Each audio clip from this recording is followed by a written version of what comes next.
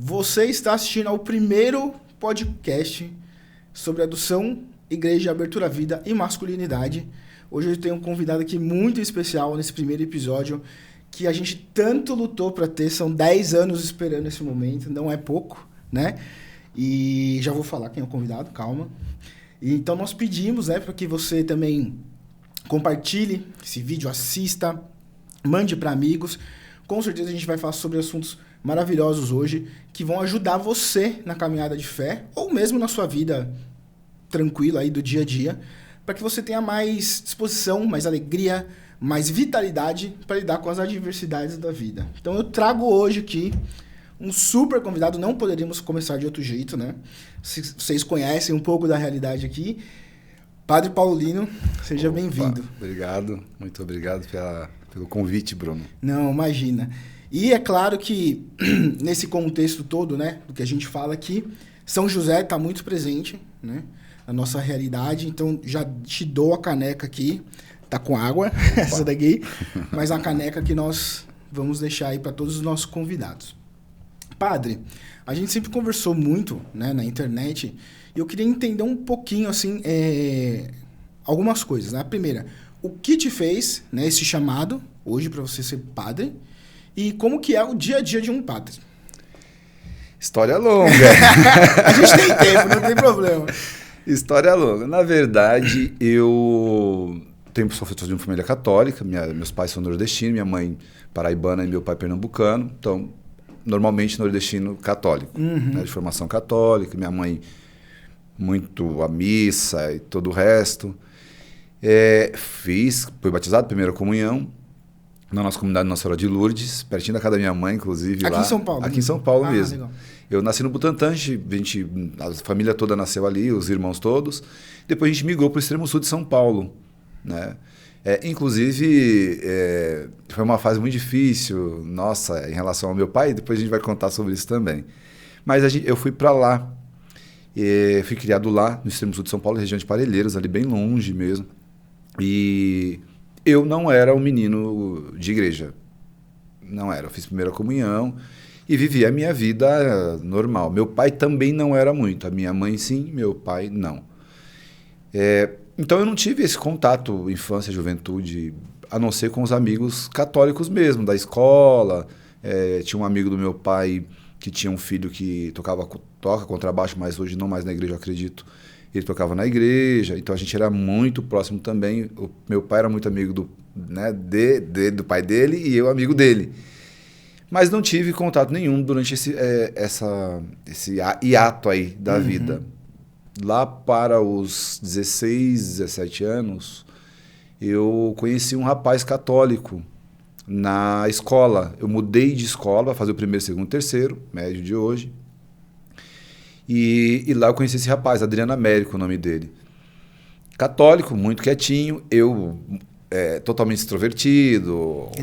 Enérgico, conhecido da escola inteira, bastante diferente, tinha mais cabelo, era um black power um pouquinho maior, às vezes trançava, às vezes não. Então era um menino, né, que vivia da periferia, cultura hip hop e todo o resto ali.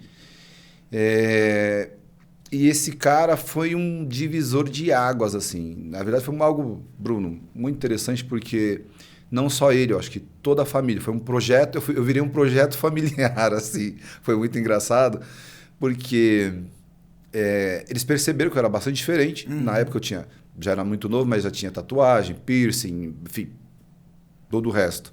Era bem estranho aquilo que eles viviam ali. Aquela realidade que eles já estavam acostumados, vamos dizer assim. Porque toda a família, os irmãos formavam um ministério de música.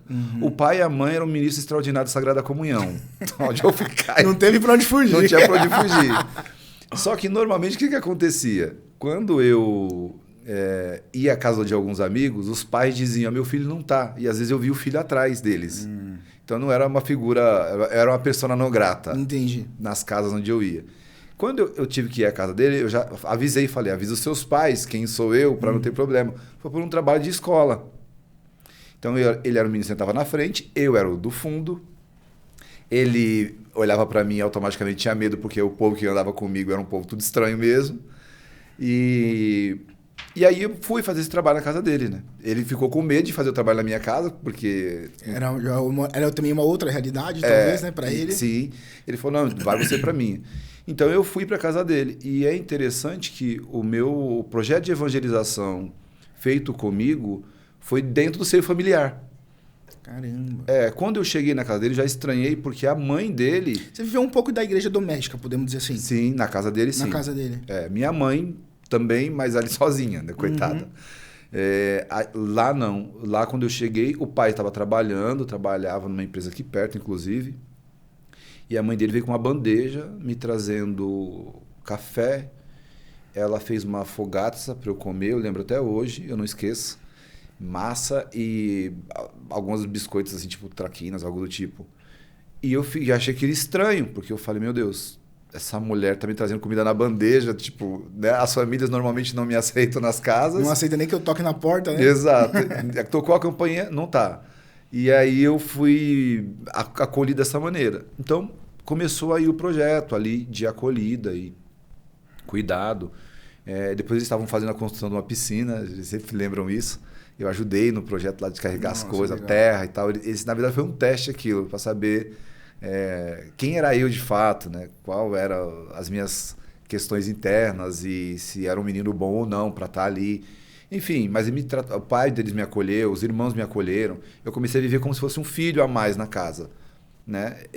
Vamos dizer que você foi adotado... Eu fui adotado. Espiritualmente. Exatamente, porque eu ia para lá todo final de semana depois.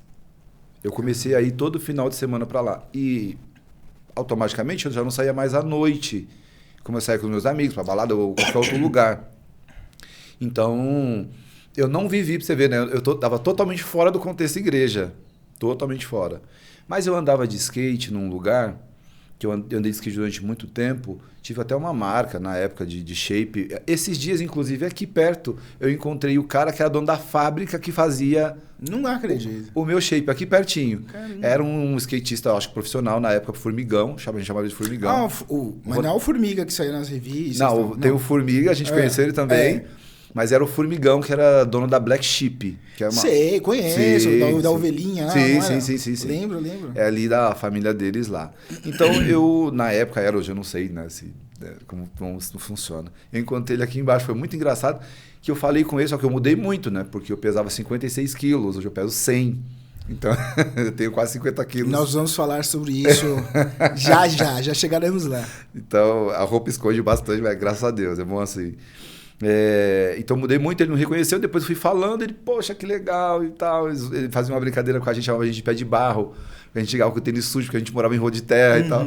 Ele tinha uma pista de skate lá para dentro do Bugaçu, no Valflor, a gente ia muito lá, mas ia para os campeonatos também, enfim, era muito legal. Mas eu andava de skate num lugar que depois se tornou o Seminário Salvista. Você tá de brincadeira. Eu andava de skate exatamente na frente.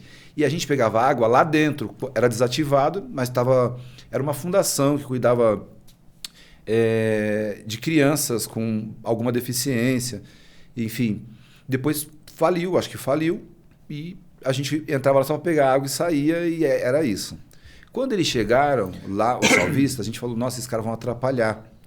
Porque era um lugar muito quieto, a gente podia treinar em paz, não passava carro, não tinha muita coisa. Com a chegada deles, entra e sai de carro, entra e sai de pessoas e tudo.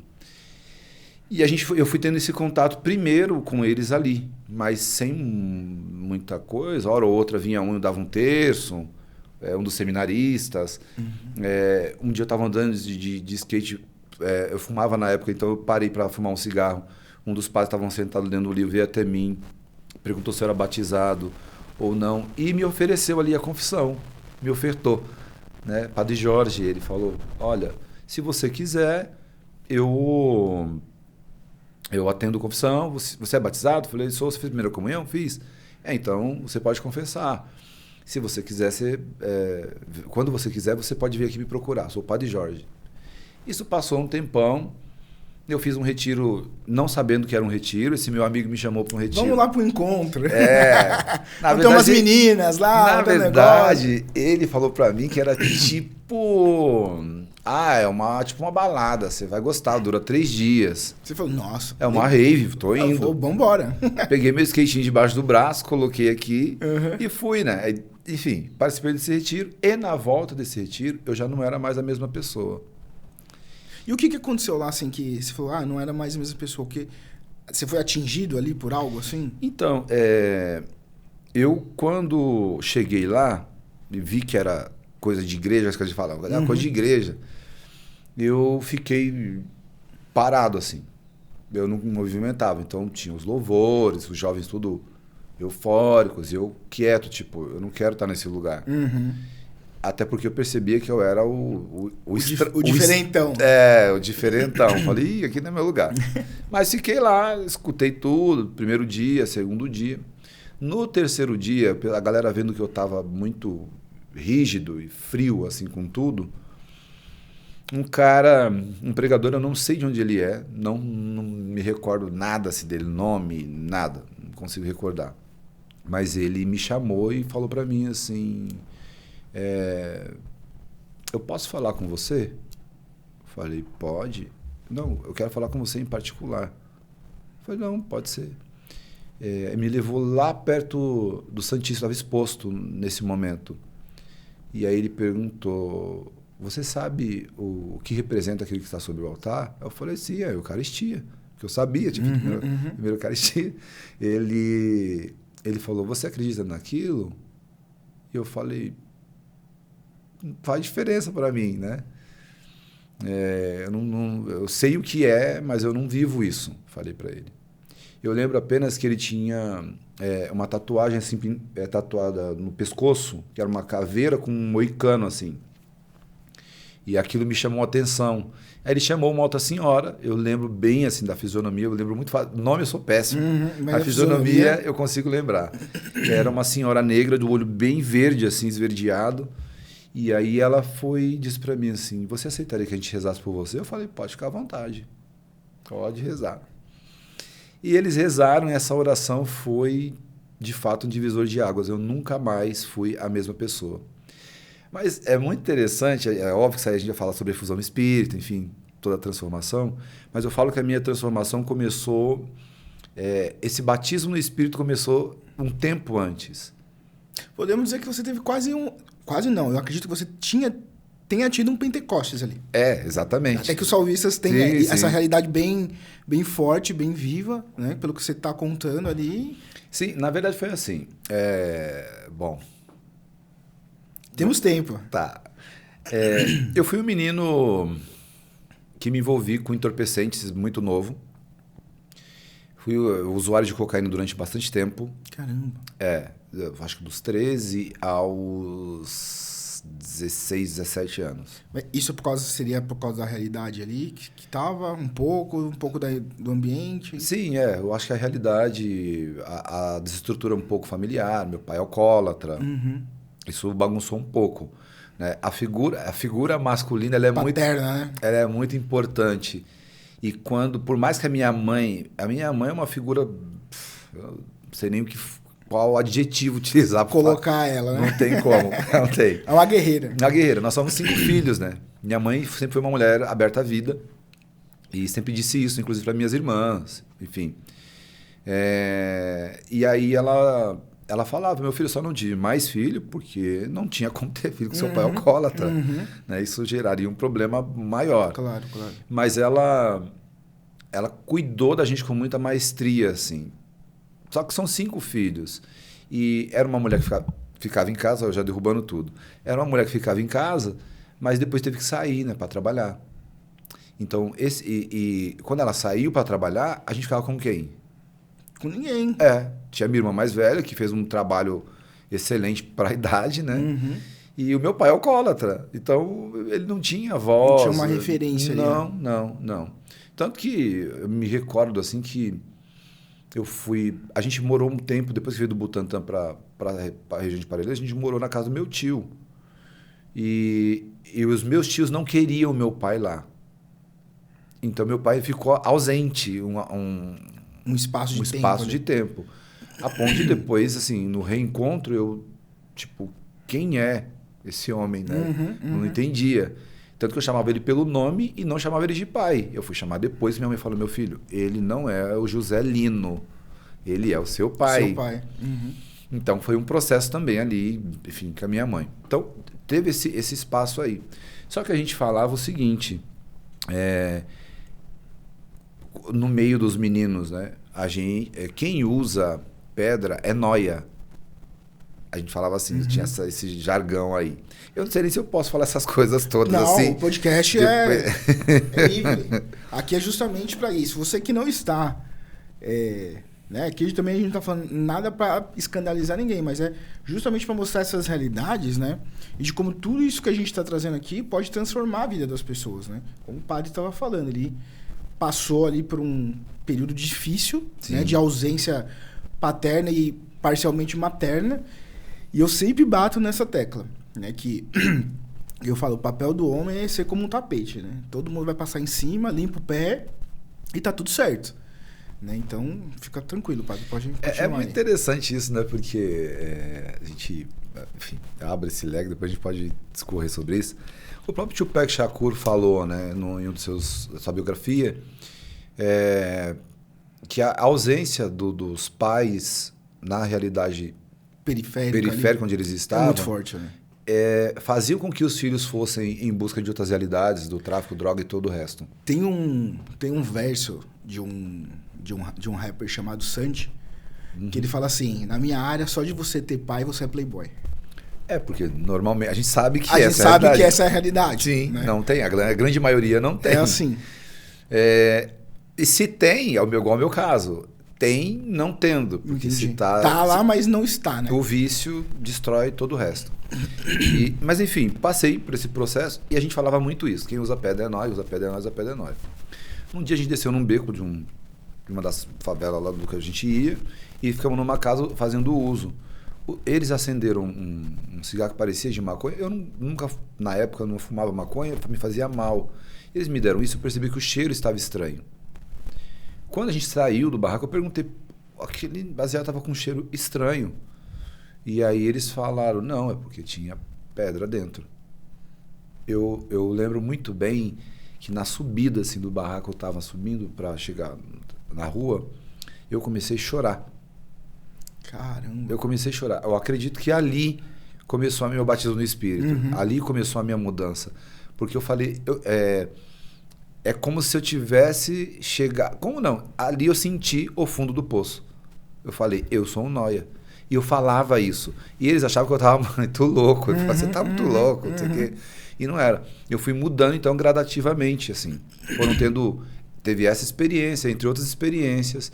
Mas eu acho que a mesa familiar, a casa desse meu amigo Adriano Américo, que eu agradeço muito a Deus por ele, foi algo que... Te sustentou ali, vamos dizer assim? Eu falo que eu fui batizado no Espírito ali.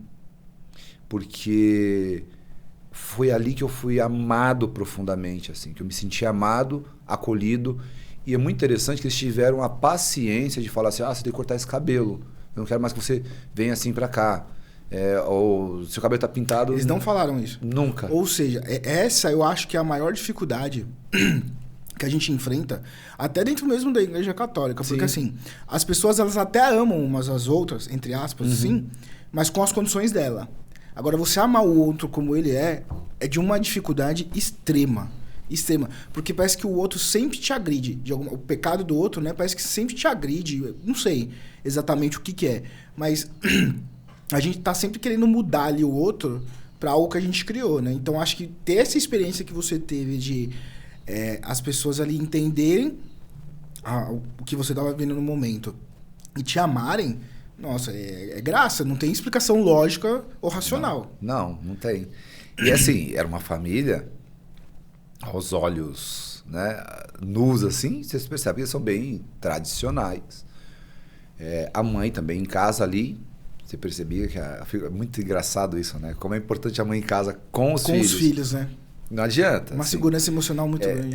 Já adianta, gente, sem chororô. Não quer o padre, não quer que as mulheres trabalhem. Não estou falando nada disso. Minha mãe trabalhou a vida inteira.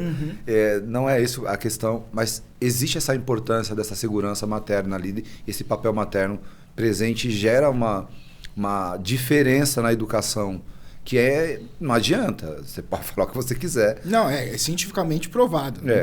Não tem que falar. Mas fui passando por esse processo ali nessa casa, eu fui batizado ali. Falo que essa fusão do espírito começou ali, sendo amado diariamente. Eles me alimentando na mesa e na alma. Até que chegou um dia, eles fizeram um churrasco para a inauguração da piscina e me chamaram, né? Porque eu ajudei ali e tal, enfim. E aquilo para mim era tipo normal, eu só tô ajudando um amigo que tá, né? Construindo ali. Porque ele era o mais novo, então ele era o que ficava em casa. Os outros dois que eram mais velhos saíam para trabalhar. O pai também, ele ficava. O pai falou, então você vai ter que ajudar aqui. Vai ter que sacrificar e tal.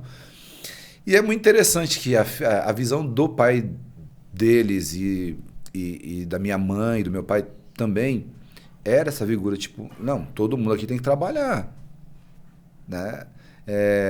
Então meu irmão, por exemplo, com 14 anos, já trabalhava numa indústria farmacêutica, era office boy lá. Você falou que tem 5 irmãos, é isso? Desculpa te cortar. 5. Você é o mais velho ou não? Eu sou o mais novo. Você é o mais novo.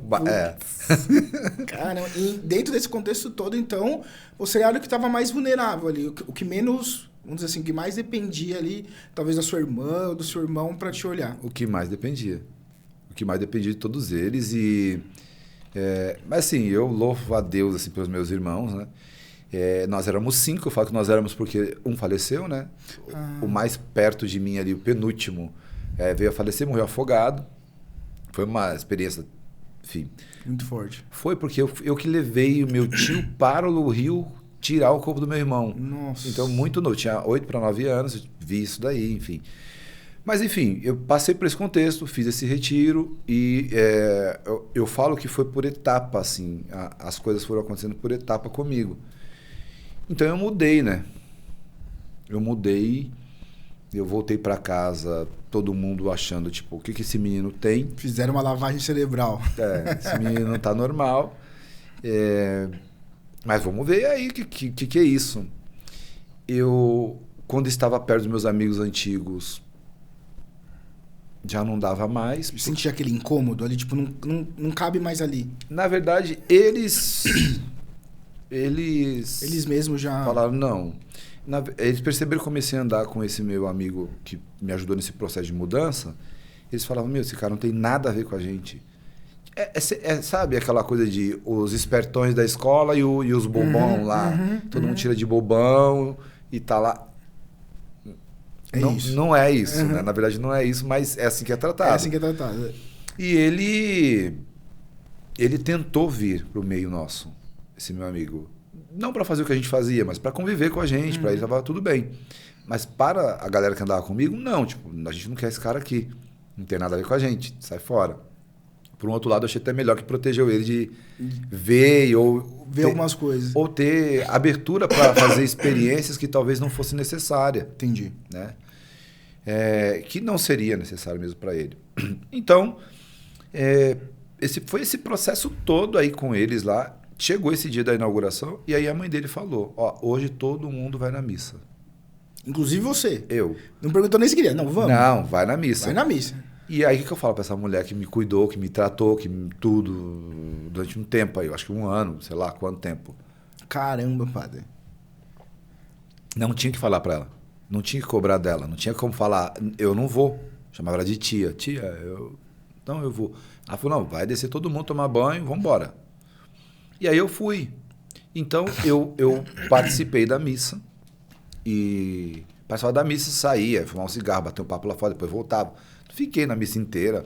E como ele tocava, eu tinha curiosidade de ver o meu amigo tocando lá na igreja e tal, porque ele sempre foi muito calado. Ele até se comunica super bem, mas ele não é alguém extrovertido como eu, que vai na fila de mercado e já faz amizade lá. Não é. Ele é um pouco mais introspectivo. Enfim, fui. Aí depois eu ia para lá final de semana e comecei a ir. Antes do processo de conversão. Então eu falo que foi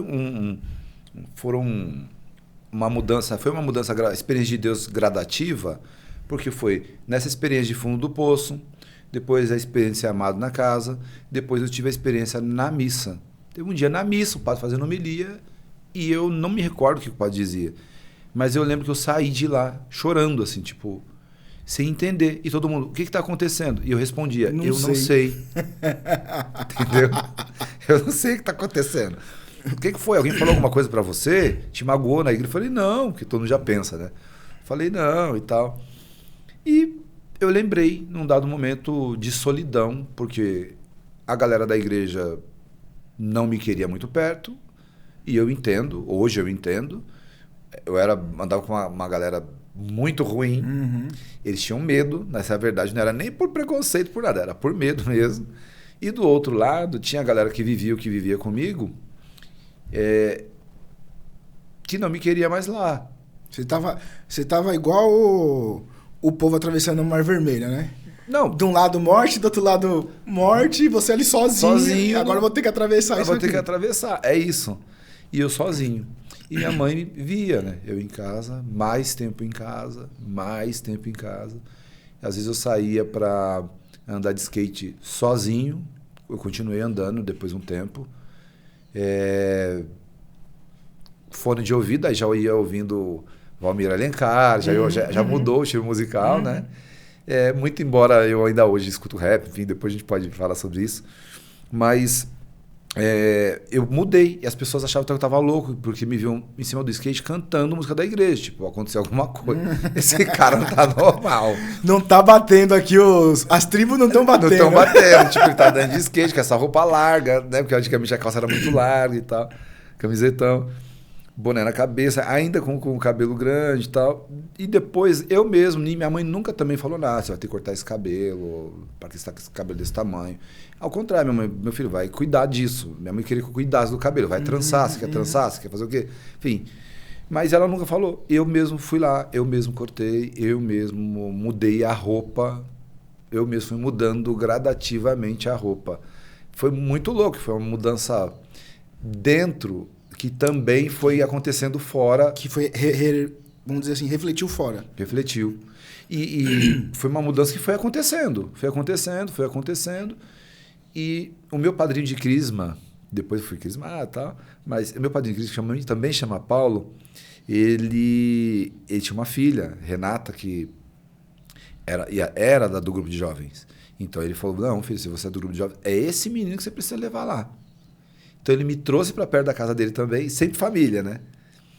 Sempre família. Caramba. Me trouxe para perto da casa dele e ele já conhecia esse daí já conhecia minha família, ele morava na rua de baixo da casa da minha mãe. Me trouxe para perto dele e aí pronto, ele foi percebendo o seguinte, aí eu fui inserido pela Renata Reis, dentro do grupo de jovens, El Shaddai. El Shaddai. E aí eu comecei a fazer parte desse grupo de jovens, aí depois pregar, e aí fui tendo todo um processo. Foi sendo alimentado de alguma forma também, acredito eu, não sei. Sim. Ali foi um processo onde eu fui... Ali foi onde eu consegui manter de pé o que foi construído dentro de mim nesse processo todo aí, que demorou tempo, isso aí foi um tempo aí. Enfim, com isso eu falei, eu preciso me confessar. Aí eu lembrei que o padre tinha dito para mim que eu podia procurar ele. Aí eu procurei o padre, confessei, a minha cabeça já era uma cabeça do mundo underground, onde nada mais é pecado. Então eu tinha consciência, tipo assim, matar, roubar, coisas desse tipo. Mas os pormenores, assim, que também... Você achava ok. Pra mim tá tudo bem. Porque quem vive de noite, né? Você fica um pouco perdido. Sim, é que eu acho que assim, a galera que é mais underground, eu também tive essa fase, ali pelo menos no basquete, a nossa, vamos dizer assim, a nossa referência ética do que é certo e que não é totalmente diferente. É totalmente diferente. Né? Tipo assim, por que eu vou me conversar se eu nunca matei? O parâmetro é esse, né? Nunca roubei, mas fazia outras coisas que talvez não machucasse outra pessoa, mas aquilo ia machucando a gente, né? Ia ferindo a gente. Exato. Até a ideia de roubo mesmo, né? Você vai abrindo um leque de perceber sobre morte, por exemplo. E o meu pai, que eu não perdoava, tava mordendo de mim, que eu não chamava nem de pai. Você entende? Então, foi uma conversa onde ele abriu o leque, inclusive, de perceber que matar pessoas não é só tirar a vida física. Às vezes você mata não dando ao outro a dignidade que ele merece. Exato. Vamos dizer, mesmo que ele for um Não pior importa. dos pecadores, como nós somos, tá? Exato. O padre eu não sei, mas olha... Eu também. Eu só não pedi pra ele me confessar antes, porque não ia dar tempo. Porque se eu falar a confissão antes, ele ia cair pra trás, coitado. Eu me confesso a cada 15 dias e tal, né? Sinal que tem pecado também, e óbvio, a gente não adianta. Enfim, e aí eu voltei a confessar. Depois disso eu comecei a participar de missa diariamente no seminário. Aí você já estava vamos dizer assim, vocacionado? Já tava... Não. Eu ia só para participar de missa. Eu nem pensava em nada de vocação, nada disso. Só tinha missa lá e o senhor ia, tal, via ali. Eu eu tive uma experiência muito, muito complicada. Eu peguei a carona com meus amigos, num dia de casamento, esses meus amigos antigos, no casamento de um amigo nosso. Enfim, carro cheio de drogas, enfim... Foi uma noite terrível, foi parado pela polícia, quase todo mundo foi preso. Foi algo terrível. E quando eu cheguei no outro dia para ir para o evento, porque voltei para casa, eu nem queria pegar essa carona. Nem queria. A gente estava brigando, na verdade, porque é um amigo que era muito próximo a ele. Ainda hoje ele está na drogadição. Eu confesso que é algo que me dói muito, porque ele era um cara fantástico, inteligentíssimo. E dá dó de ver. Como tem muitos, a gente sabe que tem. Desculpa te cortar, padre, mas assim, né? Quantas vocações perdidas? Exatamente. Né? Às vezes, eu fico pensando assim Eu li um pouco do livro do padre Gilberto. Sim. E uma coisa que me veio muito forte, assim, é assim... nós temos que ser cristãos, sim. Nós temos que professar a nossa fé, sim. Mas nós não temos que criar uma bolha, porque... Não sei qual que é a sua percepção, queria que você falasse um pouquinho disso. Mas às vezes eu percebo assim que os católicos vão criando bolhas. Então é a patotinha tal, é a patotinha tal, é a patotinha tal. E não se relaciona com o mundo.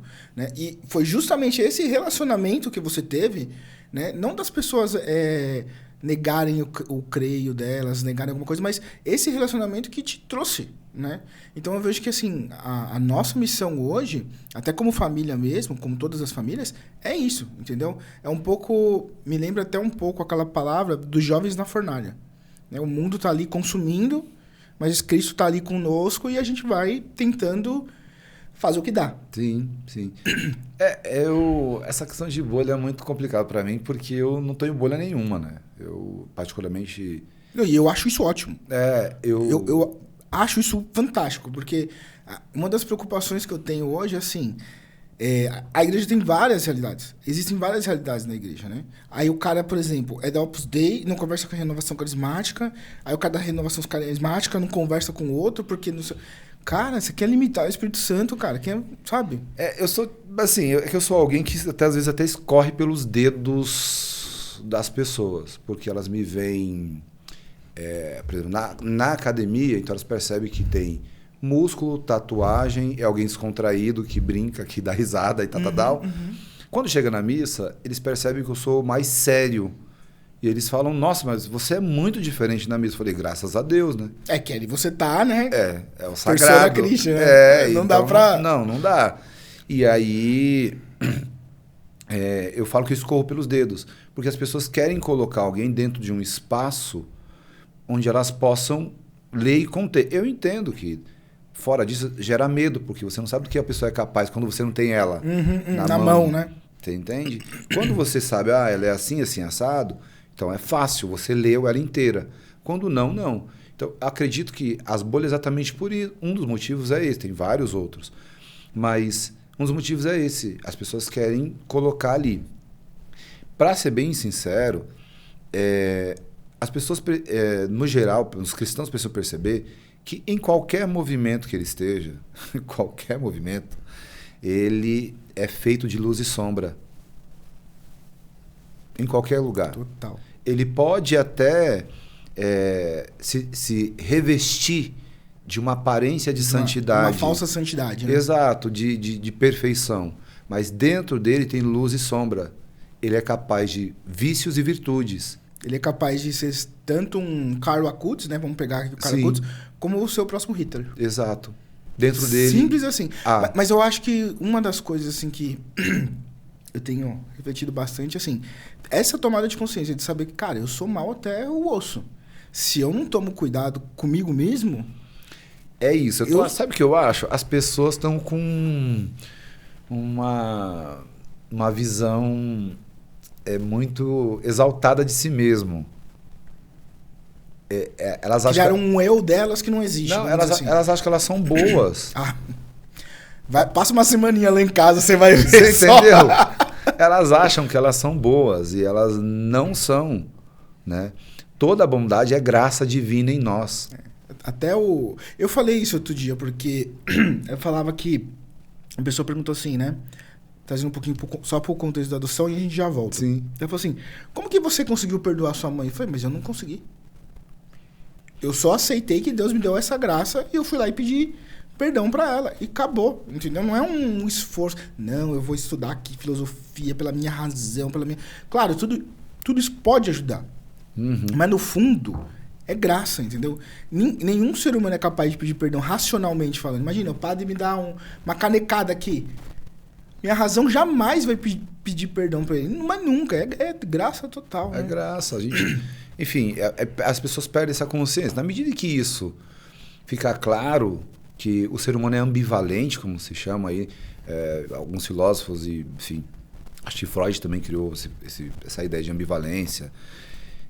Zygmunt Bauman também fala sobre ambivalência. Quando o ser humano perceber que ele é ambivalente, que ele é feito de luz e sombra, vício e virtude, é capaz de gerar beleza, mas também de coisas terríveis, de feia no mundo. Aliás, né, enfim... tem tanta coisa feia criada no mundo, ele baixa a bola. Ele baixa a bola porque ele vai olhar para o outro, independente do movimento que ele faça parte dentro da mesma estrutura eclesial, ele vai olhar e perceber que ele é alguém que é como eu. Ele é como eu. Uma coisa que eu escutei que me marcou muito de um padre, uma vez eu fui me confessar, aí tava lá, né, me confessando, tal, não sei o quê, reclamando também, tal. Aí o padre, sabe qual que é o teu problema, filho? Você tá vendo o outro como escravo e você esquece que você também é um escravo. No sentido de escravo, no sentido de tá amarrado a alguns pecados, de debilidade e tal. Sim. Nossa, quando ele falou aquilo pra mim, me ajudou tanto. Explica essa questão de escravo, que senão eu já vi. Senão daqui a pouco o cara é escravo. Não é isso que eu tô falando. Escravo no sentido de estar amarrado a alguns pecados que a gente tem que lutar, né? Algumas inclinações que a gente tem que lutar pra sair. É nesse contexto, né? E aí, padre, até falando de escravo, já que você já levantou essa bola, hoje na igreja também eu vejo assim, há uma falta de entendimento sobre essa questão do racismo, dos negros, né? E histórica, obviamente, e também, assim, não sei se criou essa narrativa, como que ela veio, mas assim... Pessoas falam assim, a igreja católica é preconceituosa. Não é. As pessoas da época poderiam até... Eu não sei. Eu acho que tinha que perguntar para Santa Efigênia, por exemplo. Boa. Ou para Santa Baquita. Ou para Santa Baquita, São Benedito. E aí vai Santo Lesbão, tem o século I, essa galera aí, né, Santa Efigênia e Santo Lesbão, século I. Você teria que dar uma volta tremenda para poder chegar nisso. Lembrar que Cristo... passou, né, no Egito, que África, a galera esquece. Esquece isso, Enfim, eu tô até agora com os alunos na escola onde eu dou aula, amo estar lá, assim, é um lugar que projeto muito legal da escola. E a gente está produzindo um trabalho que é sobre o continente africano. Então, somos sobre diversos países. A gente não dividiu a África enfim, né, no mapa ali, mas deixei ele pegar cada um país que eles quisessem. Uhum. Só ali já desmistificou, né? Porque quando você pensa em África, você pensa que é um lugar único. Inóspito, né? E aí a ideia é isso, é você quebrar dentro das pessoas, em nós lá na escola, no caso, uma figura que foi criada de África, que é não sei se um fetiche, mas não é real. Uhum. Mas não é real. O ano passado eu dei para literatura, para o terceiro ano, e eu levei para eles uma escritora chamada Paulina Chiziane, que eu gosto muito, assim, e um outro chamado Luiz Bernardo Rouana, ambos de Angola. Moçambique, perdão. É muito interessante que quando a Paulina Chiziane veio no Brasil e fez algumas entrevistas, teve um jornalista que perguntou, um repórter perguntou para ela assim, como são os griots lá em Moçambique? Ela olhou para ele e falou, os griots são contadores de histórias, mas não tem em Moçambique. Lá quem conta histórias somos nós, os avós contam e aí... vai uma tradição que vai... Na oralidade. Que vai na... Na oralidade. Então, o que ela fez com ele? Ela falou, olha, a África não é um lugar só onde você pega uma coisa e joga para toda a África e funciona assim. Acho que essa é a primeira coisa que é legal fazer. Estou fazendo com os alunos. Aí no final do ano que vai ter a exposição guiada que eles vão fazer. Passar por todos os... E eles vão estudar sobre... Então, já estão estudando sobre o país. A gente vai confeccionar no segundo agora trimestre e depois, no final do ano, a gente apresenta para toda a escola. Mas é para isso, para eles entenderem, não só em relação à África, mas em relação ao outro também. Né? O outro, ele não é aquilo que disseram para mim. Que ele é. A ideia é essa, é olhar para o outro e falar, peraí, né? Falaram isso, mas não pode ter mais? Se na África, a gente sabendo o que sabe, quando foi estudar, descobriu que tem muito mais coisa, muito mais. No outro também pode ser assim. Então, enfim, eu acredito que as pessoas também, para a igreja, é a mesma coisa. Historicamente, tem uma série de questões, óbvio que não muito legais, mas a gente tem que lembrar que, por exemplo, quem foi que escravizou Baquita, em primeiro lugar? Foram os árabes. Foi esse o processo ali. Ela foi sendo vendida por eles, e, enfim. Quando chega na Itália, óbvio que tem todo o processo lá que é ruim, mas é lá onde ela entra para a vida religiosa, é lá onde ela passa todo o processo dela dentro de um convento, né? Ajudando pessoas e servindo e todo o resto, como todo mundo. Né? Você pegando Baquita é isso. E o que fez Baquita ali, ela fala, né? Eu fiz a experiência do bom patrão. Ela faz essa experiência do paron, como ela chama, a experiência do bom patrão, quando ela olha para a figura do Cristo crucificado. Ele é o meu bom patrão. Ela olha para ele e fala, é Deus. Você entende? É uma menina que nasceu no Sudão. Né? A experiência dela dificilmente talvez, seria essa. Mas é isso. E estão aí. Então, é uma coisa que também precisa ser estudada antes da gente falar... as pessoas falarem qualquer coisa. As pessoas demonizam as coisas. Sem conhecer profundamente. Sem conhecer profundamente. Né? Você pega Santa Efigênia, você estava lá onde perto, né? Sim, estava perto. Você pega Santa Efigênia, só ali já dá ruim em todo o processo. Em todo o processo de fala desse tipo de coisa, né? Da igreja como racista, preconceituosa, enfim, todo o resto. Mas, assim, voltando lá para a vocação, eu me confessei, comecei a participar de missa, participei desse evento, e aí eu conheci um padre, que é o Padre Micael, meu diretor espiritual, ainda hoje. Ele está vivo hoje? Está vivo, me dirige, coitado, rezem por ele. Né? Reza por nós, padre. É um padre muito de Deus, assim. Ele é alguém que não tem nojinho de alma, sabe? De tocar nas feridas mais purulentas. Pegar o pus ali que tá e ele é capaz, vambora. Ele é capaz. Ele é capaz, como ele mesmo disse numa homilia, de tocar na ferida da ovelha, mesmo que ele vomite do lado, ele permanece limpando até sarar. Cara, que lindo isso, velho. Isso é muito bonito. E foi assim comigo. Ele me pegou num dia muito ruim e me ajudou em todo o meu processo. Antes disso, eu tinha recebido uma bênção do Padre Gilberto. O Padre Gilberto estava na cadeira de roda. Você conheceu ele vivo, então? Em vida, você conheceu o Padre Gilberto. Nossa, que demais. Eu andava de skate ainda. E nessa época, você conheceu o Padre Gilberto, ia no seminário, mas nessa época, vamos dizer, você não sentiu um chamado ainda? Não, esse contexto todo aí, que são várias coisas que a gente está cruzando aqui, não...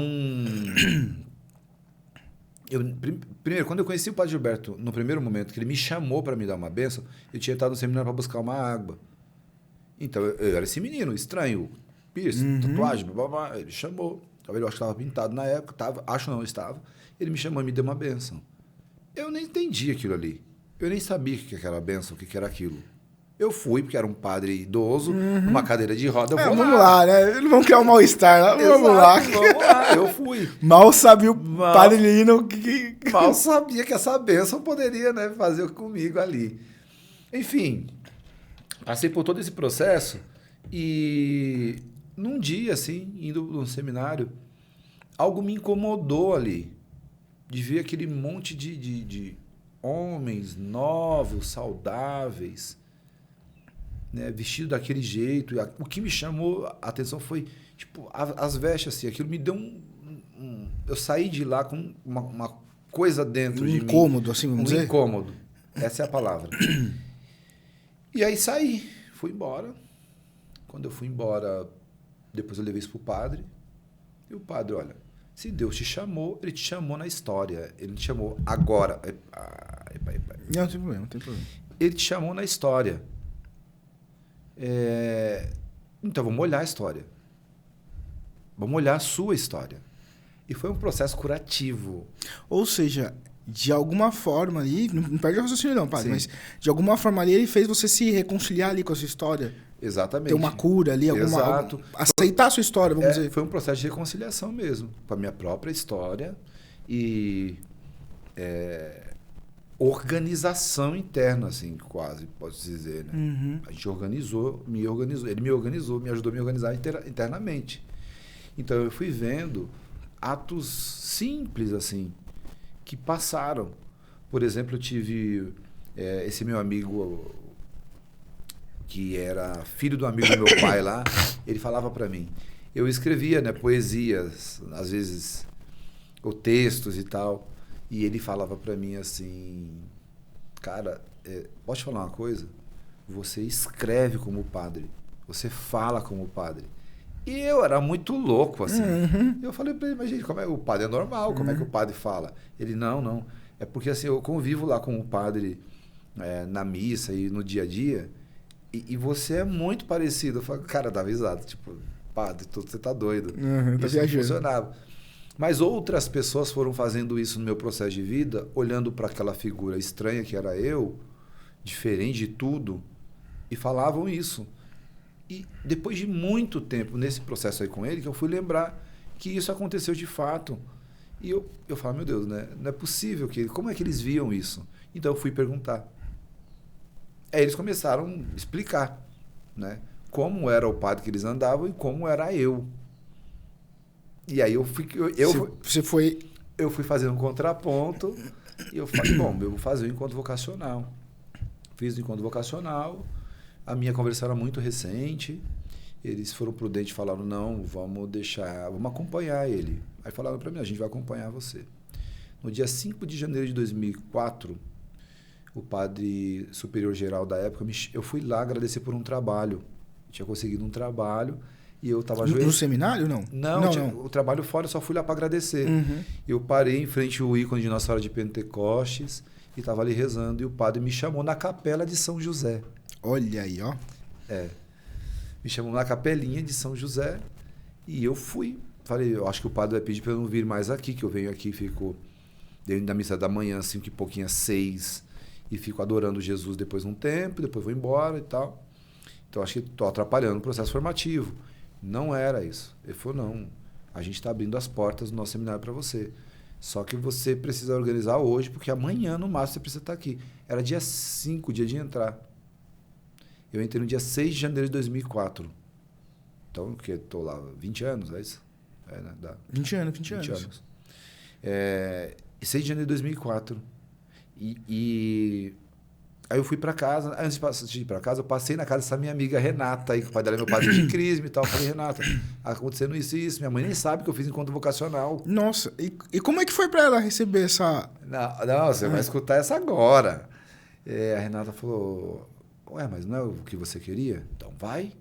Mas se não der certo, você volta, recomeça e vambora. Tá bom.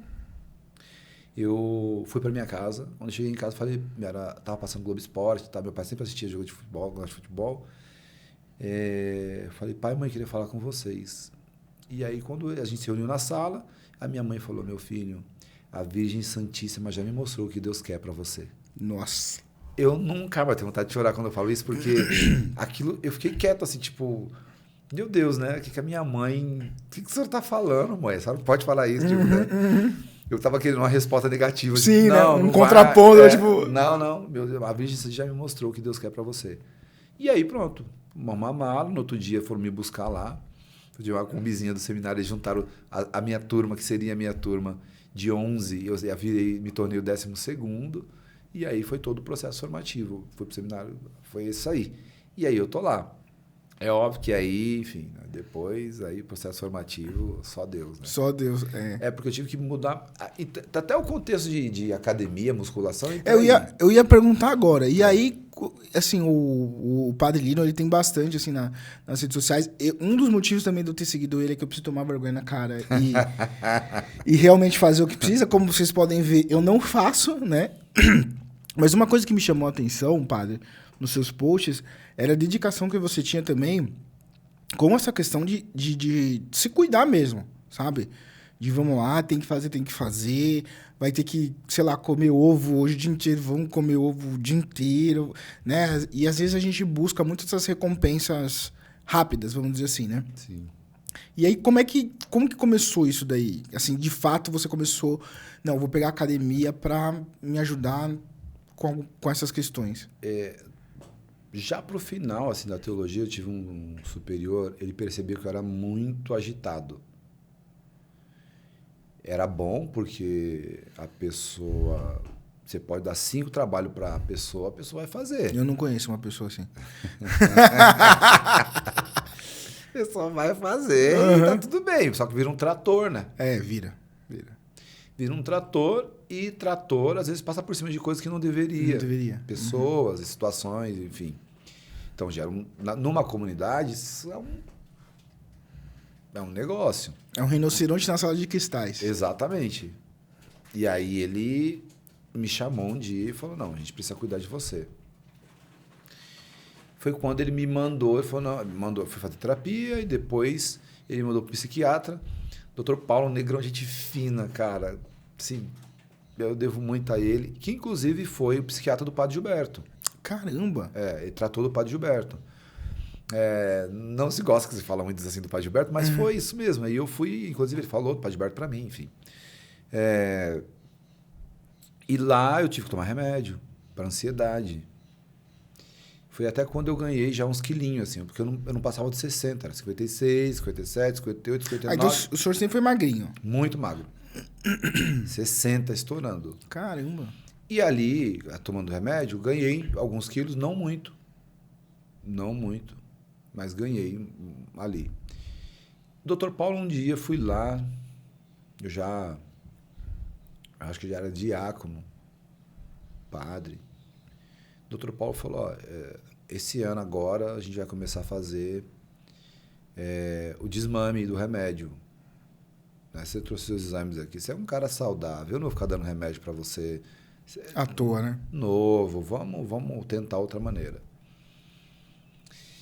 E aí ele falou, vai procurar esporte. Então eu comecei a correr. Eu corria todo dia. Todo dia, acordava 5 e pouca da manhã, correr. Para voltar a dar tempo das laudes.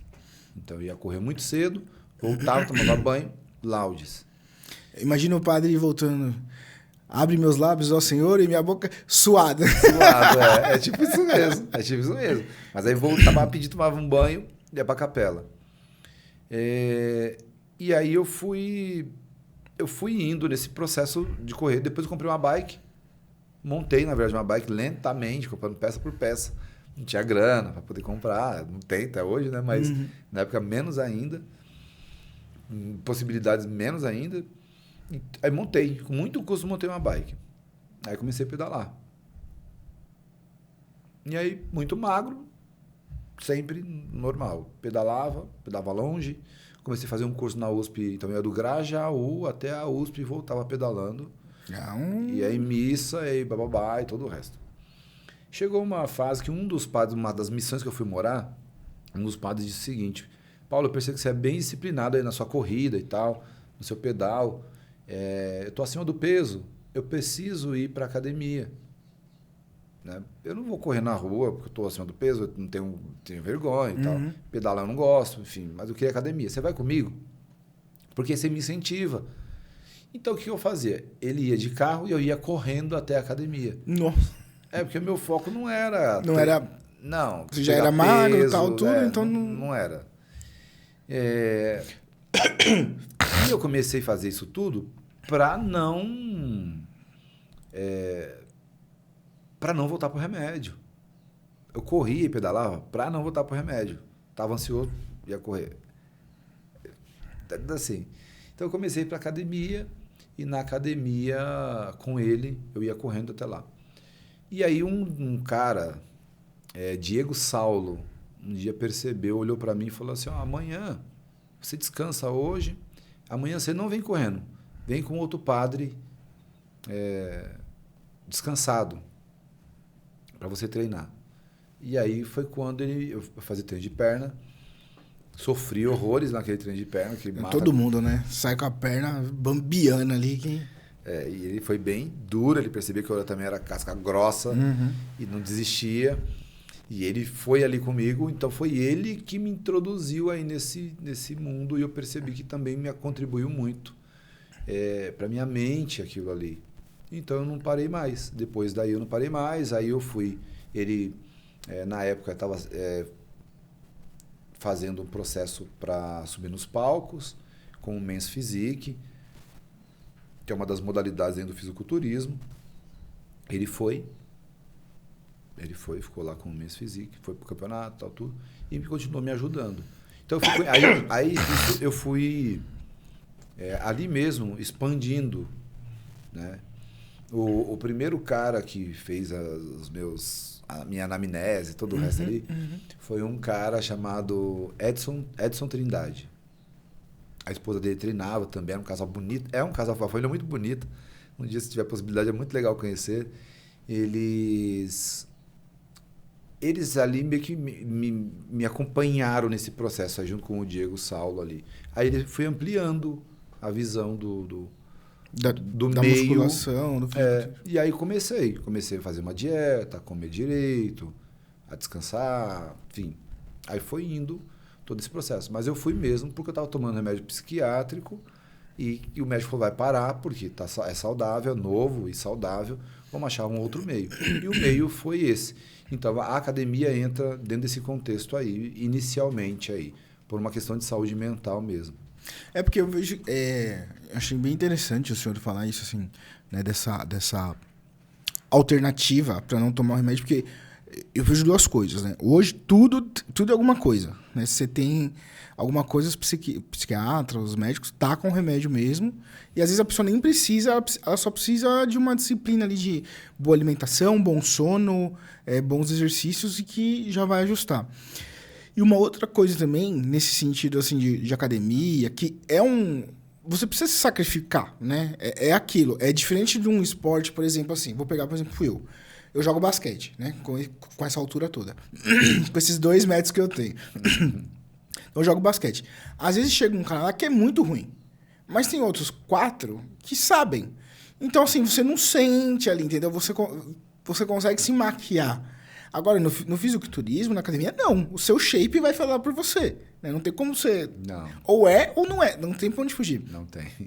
E aí uma coisa que eu gosto muito que o senhor posta, assim, às vezes, é essa questão, por exemplo, hoje dos homens. Hoje os homens estão mais esculachados, assim, vamos dizer. Mais... Não sei, eu sinto que as pessoas hoje não... Tô falando em geral, tá? Mas, assim, eu sinto que as pessoas hoje, elas não têm mais esse autocuidado também com elas. Eu não sei exatamente por quê. Não sei se é uma questão de recompensa rápida ou se as pessoas só largaram mão e, tipo... Acho que é multifatorial. Mas, no caso religioso, o corpo, por um tempo, foi visto como algo... o espaço do pecado, né? Entendi. E quando, na verdade, o pecado é uma invenção angélica. Não tem corpo, né? Não tem corpo. Então não tem nada a ver com a outra. Mas ficou, né? Mas ficou. Então, já que é o corpo, vamos negar Então, nega-se o corpo, superexalta a alma e tá tudo bem. Ah, eu rezo. Eu rezo, mas eu como mal. Mas sim. Você entendeu? Assim, foi muito interessante isso que você falou, porque assim, uma das dificuldades que eu tenho ainda, e eu preciso lutar muito contra isso, até por isso que eu te sigo. Mas assim, às vezes se eu tô muito nervoso, para eu não cometer um pecado maior, né, da carne mesmo, um pecado maior, o que eu vou e faço? Como doce. Como doce. A minha esposa fala, vai pra academia. Entendeu? Gasta essa raiva lá na academia, gasta essa coisa na academia. Então eu vejo que, assim, eu sei que é multifatorial, mas eu achei interessante o senhor falar, porque, assim, dessa questão do corpo, né? Visto como era um espaço ali que as pessoas entendiam como pecado. E eu percebi que, assim, quanto mais eu me cuido, quanto mais forte eu sou, de alguma forma, não sei, eu consigo também combater contra isso. Né? No sentido de não ir para a primeira inclinação logo direto, entendeu? De não ter uma busca rápida. Eu acho que é isso, né? Sim. Que ajuda um pouco. Na verdade, acho que ajuda muito, mas é assim, as pessoas primeiro têm que ter consciência de que nós somos constituídos de corpo e alma. Quando o texto bíblico diz que a gente é a imagem e semelhança de Deus, de fato a gente é. Esse corpo aqui também é. Não é só a alma que é. O corpo também é. Né? Nós somos feitos à imagem do Cristo ressuscitado. Ele é o modelo de tudo isso aí. Então, as experiências, inclusive, você pega a Teresa de Ávila, século XV, a experiência mística está na alma, mas passa também pelo corpo. Quando você vê um êxtase de Teresa d'Ávila, você vê o corpo dela arqueado. É o corpo que também está fazendo aquela experiência. Quando você comunga a Eucaristia, o efeito é na alma, mas é o corpo que sente ali primeiro. A água do batismo não é jogada na alma, a água do batismo é jogada no corpo. Você entende? Então as pessoas pedem essa noção. Inclusive depois do batismo, você se torna templo ali do Espírito. Eu já estou quase uma basílica. Eu preciso me cuidar. Então, é pensar o autocuidado como também um cuidado com o espaço criado por Deus. Né? A negação desse espaço também é algo negativo. A grande questão é que a gente tem dois polos, a negação e o culto. Uhum. Os dois extremos, vamos dizer assim. Os dois extremos. A gente tem a negação e o culto. Então, no culto, é a adoração deste físico como se ele pudesse gerar alguma coisa por si mesmo, quando na verdade não pode. Você entende? Esse aqui precisa entender que vai virar pó daqui a pouco. Padre Antônio Vieira, século XVI, ali, XVII, em um de seus discursos da Quarta-feira de Cinzas, ele faz questão de dizer diante do rei que o rei vai virar pó, a plebe vai virar pó, o índio também. E aí ele usou um termo, se você for agora no cemitério e você pegar dois corpos, vai estar igualzinho. Você vai saber quem que é o rico e quem que é o indígena ali. Quem que é o negro ali? Quem é? Não tem como saber. É pó. Então, esse cara tem um corpo aqui, ou aquele que está com sobrepeso, os dois vão virar pó. A grande questão não é essa aqui. A grande questão é entender o seguinte. Aí a gente entra.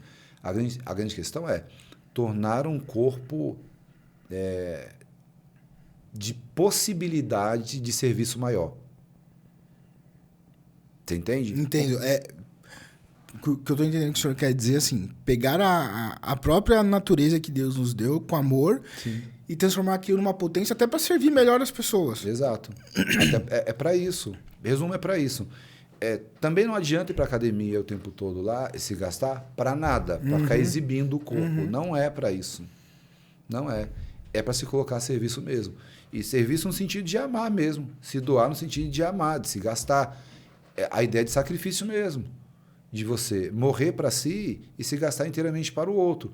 Quanto mais saudável você é fisicamente, mais tempo você consegue fazer coisas. Né? Eu quero levar a cesta básica para as pessoas. Você não consegue carregar uma cesta básica. O joelho já dói na hora. Você entende? Você não consegue. eu quero, sei lá, você vai criando coisas que você quer. Sei lá, vou pra missão, né? A missão sempre um cenário complicado de estrutura, de recurso, né? Normalmente, sim. Então, se a pessoa não tem ali o mínimo, ela também não consegue.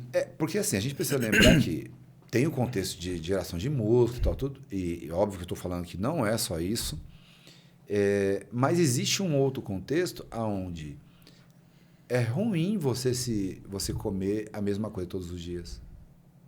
É ruim você estar... As pessoas acham, inclusive, se você perguntar uma pessoa normal, pode ser um bodybuilder, sei lá, quem quer que seja, se você falar assim para ele, se você tivesse que treinar pesado, sofrer o que você está sofrendo, eu te dar uma pílula, você teria o mesmo corpo, o que você queria? Eles vão falar, a pílula. Ninguém está lá porque ama fazer aqui sofrer daquele jeito que sofre lá. Não é isso. Não é essa a grande questão. A grande questão ali é que naquele sofrimento ali existe a mortificação, existe ali a renúncia, existe ali... Estou trazendo isso para dentro de uma linguagem nossa religiosa, né? Existe ali a ideia de sacrifício mesmo. Então, o cara que, mesmo não religioso, que entra dentro desse contexto, ele cria uma outra mentalidade. Ele cria uma outra mentalidade, né? E aí a gente pode abrir um leque de uma série de realidades aí, de ideias clássicas, inclusive da figura do homem. Eu acho que o próprio São José, né? A igreja tem, trazendo um pouco disso que o senhor está falando, a igreja tem assim, duas visões de quem poderia ter sido São José, né? Muitas vezes ele é representado com mais idade e às vezes ele é representado com mais novo, com uma certa viralidade maior, né? Sim. Eu, particularmente, confesso que eu não consigo ver São José como ele é retratado, às vezes, como uma pessoa mais idosa e tal, embora eu entenda o que essa imagem queira passar. Sim, sim. Mas eu imagino que São José, ele devia ter uma certa vitalidade, porque imagina, pega o menino, vai para o Egito, volta, trabalha de carpinteiro, pega o menino, agora vai para lá, agora vai para cá, e não sei o quê. Não dá, né? Não. Então, assim, uma das grandes coisas que me fez refletir sobre essa questão de autocuidado e sacrifício foi São José nesse sentido, entendeu? Pô, eu sou pai de 4 filhos. Se eu não me cuidar, meus filhos vão ficar na mão. Entendeu? Mas eu não posso deixar eles na mão, porque Deus confiou, né? Que eu iria, junto com a graça, fazer o que desse ali para, né, cuidar deles. Então, eu acho que cai um pouco nisso. E até trazendo para um outro tema, o senhor falou lá no começo a importância da família, né? A família é um lugar onde nós devemos dar o máximo a Deus? Será? No mínimo, o máximo lá. No mínimo, o máximo, né? Eu achei essa frase... No mínimo, a gente deve dar o máximo lá. O contexto familiar é um contexto que faz total diferença. Hoje lá, como também professor, você percebe em cada aluno ali... Quem tem uma família um pouco mais estruturada e quem não. E assim, quando você percebe que a família que está mais próxima ali, está junto, caminha e tal, é uma coisa, e quando não, é outra coisa. Não adianta. Então, eu estou pegando esse exemplo aí, mas a minha própria história, eu acabei de contar aqui, no sentido de negativo e positivo da família. Negativo a minha família, na desestrutura familiar. Minha mãe fez um ótimo trabalho, mas se meu pai estivesse ali junto com ela, as coisas seriam totalmente diferentes. Com certeza a gente não teria nem saído do Butantã onde a gente morava. Que era uma outra estrutura, que era um outro lugar, que era uma outra forma de viver. Acessos, né? E todo o resto. Tudo bem, a gente foi lá, viveu. A escassez também forja a gente, né? Não é essa questão aqui. Mas você vai percebendo que quando o contexto familiar está arrebentado, está destruído, é muito complicado para os filhos viverem nesse contexto. E o que o senhor tem visto, assim, não só na escola, né, mas como um sacerdote, você acha que hoje a família está sendo muito atacada? Eu acredito que sim. E o que nós poderíamos fazer, assim, como, por exemplo, pai de família, ou se alguém estiver assistindo com mãe, ou alguém que está pensando em ser família, o que nós podemos fazer para tentar blindar isso? A gente sabe que não dá para blindar totalmente, mas o que a gente pode fazer, assim, para tentar criar uma família ali que ajude a criança, ou as crianças, né? Então, é que é assim, muito interessante. Aristóteles, quando escreveu um livro, se eu não me engano, chamado Economia. Não é nem livro, é um fininho assim. Ele falava da estrutura familiar. As estruturas familiares eram tão fortes que aonde elas se instalavam, as autoridades da cidade não faziam nenhuma mudança na cidade senão antes de sentar com essas famílias. Nossa. Isso é Aristóteles falando. O que foi acontecendo? Foi perdendo isso. Né? As famílias eram verdadeiros mosteiros mesmo. Espaço de oração, espaço onde as coisas aconteciam ali, organizada. Eram como se fossem fortes, assim. Né? Era como se fosse uma barreira que ninguém ultrapassava.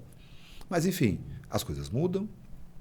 Aí o tempo também vai mudando e uma série de coisas vai penetrando lentamente aqui por diversos motivos e realidades. Eu acredito que para as famílias é bem simples. É só o pai ser o pai e a mãe ser a mãe.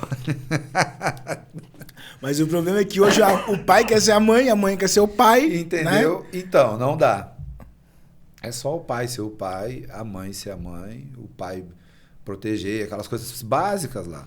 O filho precisa encontrar um pai que seja honrado, um pai que tenha palavra, um pai que tenha virtudes ali. Você entende? Um pai que protege ali. A criança ter essa figura. Meu pai é alguém que vai me proteger. Eu estou seguro aqui nesse ambiente. Né? Você entende? A gente fala lá, São José é nosso pai protetor. E chama ele de protetor. Pai e protetor. Isso gera uma certa polêmica, porque isso é uma figura clássica do homem que as pessoas querem negar. Aí negam, brigam, batem nisso e depois vão sofrer lá na frente, porque não encontra. Mas querem negar em que sentido o senhor acha assim? Não, querem tornar o homem... Porque assim, ó, existe uma ideia hoje de masculinidades. Só de falar masculinidades já... Já acabou aí. Já deu ruim aí. Já deu ruim. Não tem essa. É masculinidade, ponto. O homem é isso aqui. Uma figura clássica. Isso não quer dizer que... enfim. É que quando se pensa na figura clássica, se pensa em algo negativo. Então, pega homens babacas, agressivos e possessivos e tal. Possessivos e todo o resto, que eles chamam de masculinidade tóxica. Uhum. E jogam essa imagem em cima de todo o resto. Ou seja, é como se toda a construção negativa do que existe no mundo foi o homem. Isso não é uma verdade. Aí você pega uma criança hoje, ele tem isso dentro dele. Aí o que ele quer? Ele quer matar dentro dele essa realidade. E os homens ficam nessa ideia, tipo, eu não posso ser tóxico. Não, cara, você não precisa ser babaca. Você só precisa ser homem. É só fazer o básico. Só fazer o básico. É só ser marido, então seja marido. O problema é que os homens querem hoje um espaço para poder chorar. Não tem tempo. Homem não tem esse tempo. Não, engole o choro e vai, filho. Vai. Você entende? O espaço para chorar quer dizer, eu quero espaço para que se o ladrão chegar, eu entregar minha esposa para ele, pode levar. Claro, Você entende? Quando é o contrário. Na verdade, um bom homem, né, um homem ordenado, o que faria? Eu me ofereço aqui em sacrifício e vou salvar minha esposa e meu filho, acabou. E ok. Entendeu? Isso que é um... O ideal. Seria o ideal, né? Mas a gente sabe que assim, até agora eu lembrei, eu vi uma reportagem esses dias que tinham alguns homens pagando 40 e poucos mil para um espaço de... Como é que chamava? Espaço de abertura sentimental. Então era um conjunto de homens. Você pagava lá 20, 40 mil, não lembro agora aqui. Então era um espaço onde o homem podia chorar. Era um espaço onde o homem podia se abrir. Era um espaço, sabe, tipo, abraçar bananeira. Então, só que aí a mulher aguenta esse homem até a página 2. Porque ela precisa de uma referência de segurança, né? Não adianta. Engraçado isso, porque assim, eu conheço muitas famílias numerosas, né? E é nítido. Assim, eu bato o olho, e aqui não é nenhuma questão de se abrir a vida ou não, porque isso é muito particular, depende de muitas experiências e tal, né? Sim. Mas assim, é nítido você ver que a mulher, quando ela não tem segurança no homem, ela também se fecha a vida. Porque ela fala assim, esse cara vai me deixar na mão. Se eu tiver mais um filho com esse cara aí, ele pode me deixar na mão. Né? Mas, gente, como é que tem filho? Então, Então, Não tem. não tem, né? Não tem. Não tem. E assim, é uma discussão que vai longe. Você entende? Então, eu acho que essa questão dos papéis aí, não adianta, a gente pode falar o que for, mas é a ideia. Você está querendo dizer, vou alto de novo dizer. Eu não estou dizendo. Minha mãe foi uma mulher que trabalhou a vida inteira dentro dos hospitais, aí todo mundo, quem conhece minha mãe sabe, Dona Luísa, um abraço, Dona Luísa. Fez todo o papel ali, né? Como as pessoas dizem, foi que meio que uma mãe solo, como dizem hoje. Fantástico, eu não tenho nenhum problema. Ao contrário, eu acho até que tem que sim sair, trabalhar, se puder, vai. Mas desde que essa realidade aqui, ó, que é da figura materna, né? Da figura materna, aconteça. Porque ela também, querendo ou não, essa mulher aqui, ela espera do cara, do esposo, que haja uma resposta daquilo que ela almeja, que ela esperou de um homem ali. E se não tem, isso dá ruim, aí gera um problemão. E assim, o senhor como sacerdote deve saber bem dessa realidade, que hoje muitos casais enfrentam essa questão, né? Que eu vejo assim também, muitas vezes a mulher, por ter um homem, vamos dizer assim, fraco, que não está ocupando esse lugar, a mulher quer ocupar aquele lugar. E aí, o que eu tenho percebido, pelo menos falando com as famílias, é que a própria criança, ela não sabe mais qual é a referência. Porque a mãe vira um Carlão, né? O homem vira um Enzo, e aí a criança fica lá no meio, assim, do tipo, cara, o que eu faço agora? Entendeu? Tipo, tá tudo bagunçado. Tá tudo bagunçado. Tá tudo bagunçado. Pra onde eu vou, né? O que eu faço? Quem eu sigo? Quem eu sigo, né? Qual é o percurso que eu devo trilhar? Não tem como. Então, assim, as coisas precisam estar bem reverenciadas, bem pensadas, bem colocadas ali no lugar. Elas precisam voltar à organização normal, assim, né? E aí não é... No tempo de hoje tem uma série de coisas que se pode fazer, viver, está tudo bem. Não é nem isso. Mas é voltar ao lugar mesmo. E assim, padre, meio que para finalizar, tá quase dando o nosso horário aqui, infelizmente, porque é sempre um prazer falar com o senhor, né? A gente conversa bastante agora aqui, pessoalmente. Mas assim, para finalizar, queria que você falasse um pouquinho, assim, da obra dos salvistas, né? Sim. Né? Qual é o papel dos salvistas? O que esse carisma mais preza, né? Como que as pessoas podem também acessá-los, né? Às vezes muitas pessoas aqui estão afastadas, né, de uma espiritualidade, da igreja. E eu confesso assim, ó, a primeira paróquia... Eu falo sobre adoção há 10 anos. 10 anos. Faz 10 anos que eu peço para algum padre me deixar falar sobre adoção nas igrejas. A primeira pessoa que abriu a porta para mim não foi uma realidade católica.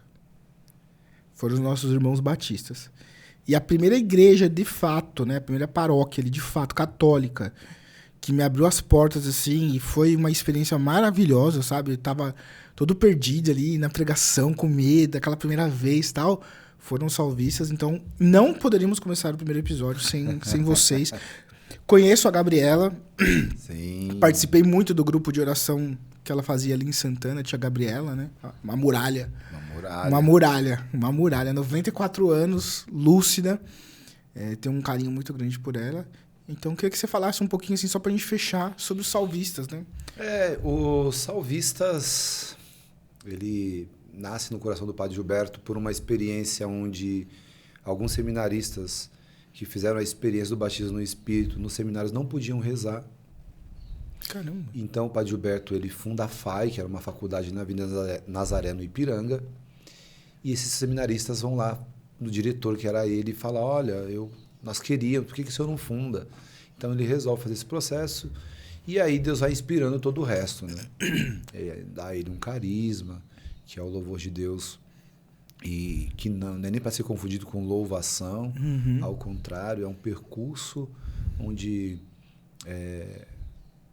por meio das ações, levam o outro à salvação, sabe? A experiência salvífica profunda, de maneira muito particular na liturgia, e surgem aí os salvistas. Então, estamos hoje espalhados aí pelo mundo afora, Itália, até na Europa também, Itália, Portugal e França.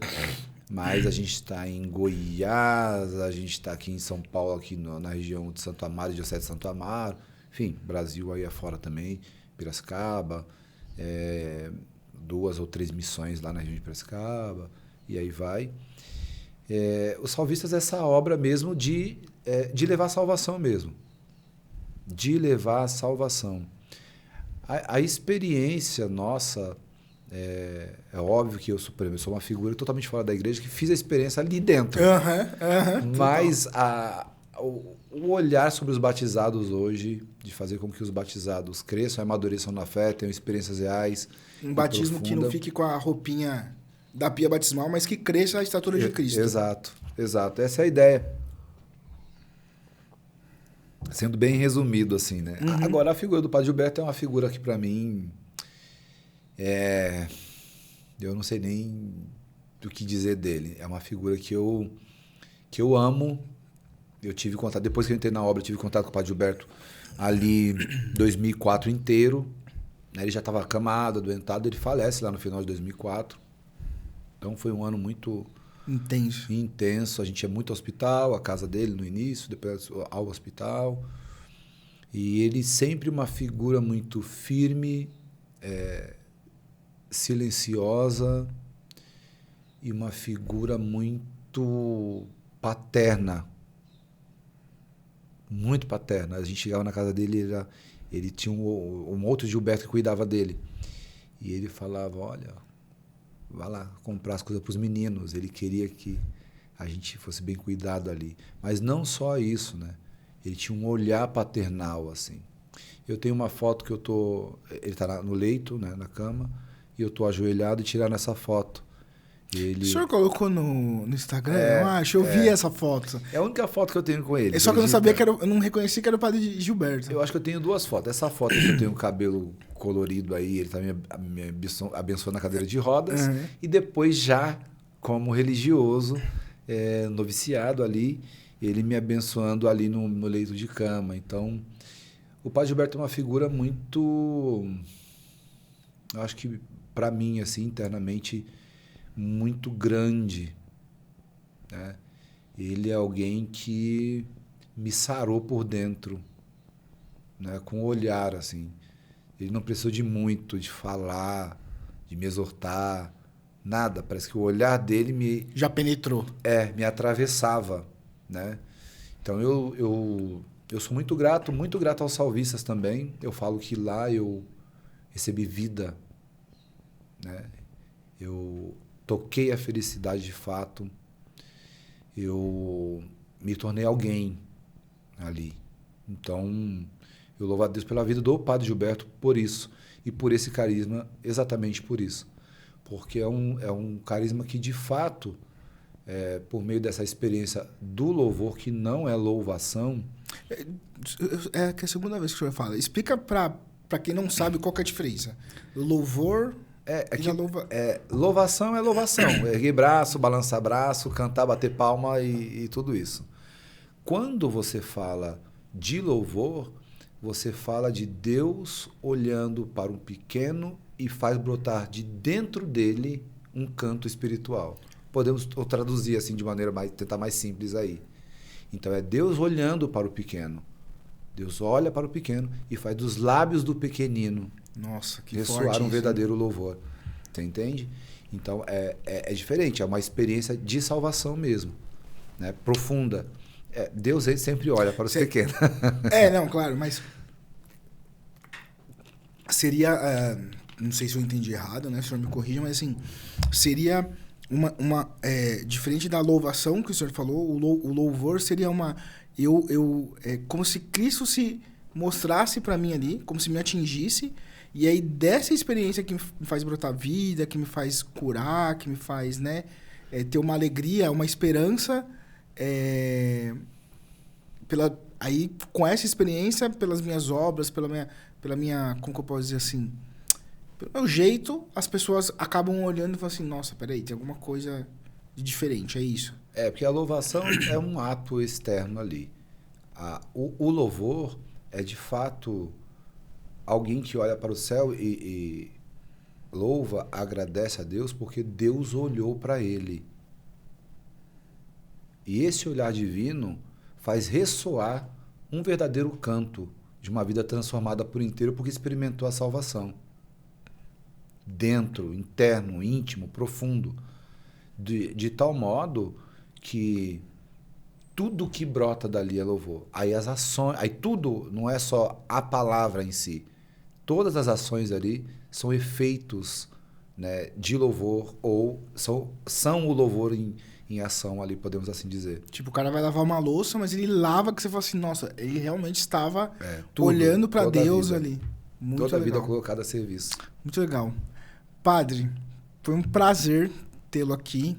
Espero tê-lo de novo, né? É sempre uma alegria. Foi um prazerzaço conversar com você. Para você que assistiu esse podcast, eu quero te lembrar que nós não temos um patrocinador, então a Divina Providência que cuida de tudo. Amém. Até coloquei isso no episódio, né? Episódio sempre que a Divina Providência nos ajudar. Então, vou colocar aí na tela um QR Code, tá, do nosso apostolado. Se você quiser contribuir, fique à vontade. Se você também não quiser contribuir, nós estamos aqui para evangelizar, levar essa alegria da boa nova às pessoas. E o que nos foi dar de graça, nós damos de graça também, mas temos que arcar aqui com toda a estrutura, então nós pedimos a sua ajuda.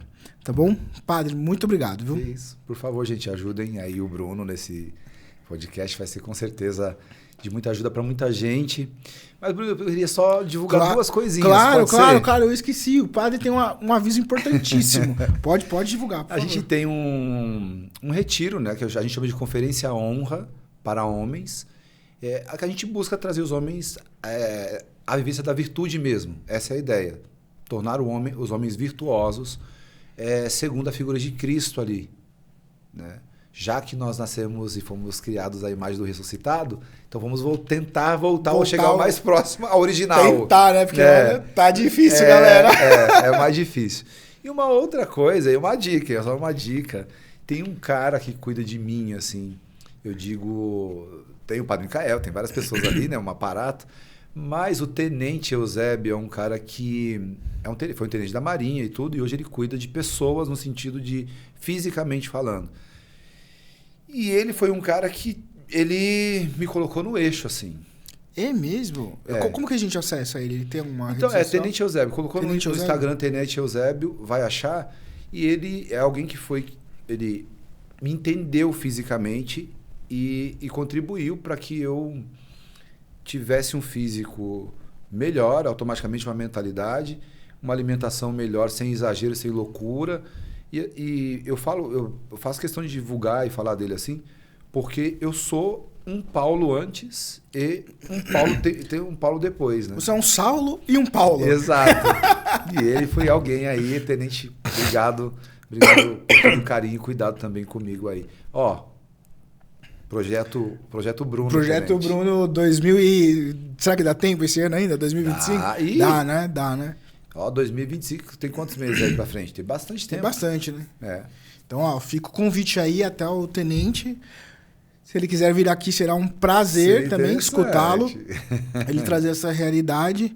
Padre, mais uma vez, muito obrigado. Pedimos que o senhor reze por nós, com muita humildade. Tudo que a gente faz aqui é para Deus, para as pessoas, né? Embora eu seja um pecador desgraçado, o senhor realmente tem me ajudado a fazer o que eu consigo da maneira que ele permitir.